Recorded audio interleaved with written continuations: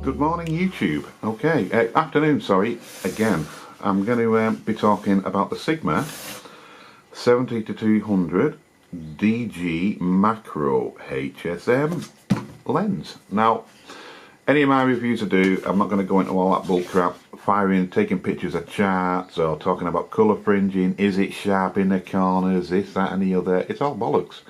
That's all just jargon for a photographer to have a cup of tea over with his friends or have a beer and talk this, that and the other. It's bollocks, right? The end of the day, right, the picture you produce isn't going to be for a photographer, most likely. It's going to be for a client who's booked you, be it a wedding, portrait shoot, whatever, models. They just want to look out and see the final result. So that's all I'm going to do. You can get one of these for about 300 quid on eBay, or $400-500 maybe in the US or whatever. Manual autofocus. Obviously I use this with the on a tripod because it isn't stabilized. But again, you know, it's a heavy lens anyway. You know, you are best to use these on a tripod, being honest, you know, unless it's daylight and you're going to be, you know, shooting at high shutter speeds. You're not going to have a problem really with any blurring from handshake.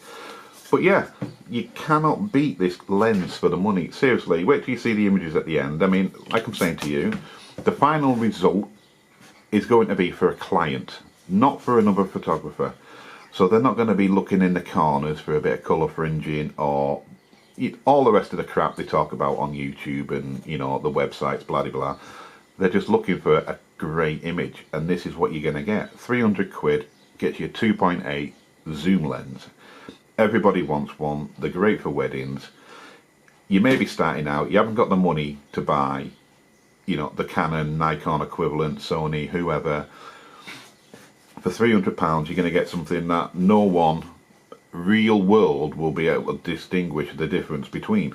Seriously, that's what you need to think about. You need to stop thinking like a photographer and thinking what you can produce with the things you've got, and the end client is not a photographer majority of the time. Like I'm saying to you, you're on a budget, or most people may be on a budget. You want to get some nice bits of kit that are going to do the job.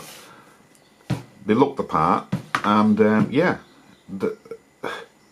I can't really say anything else, you know, without rabbiting on too much. Take a look at the pictures, let's see what this thing can do, and then judge for yourself.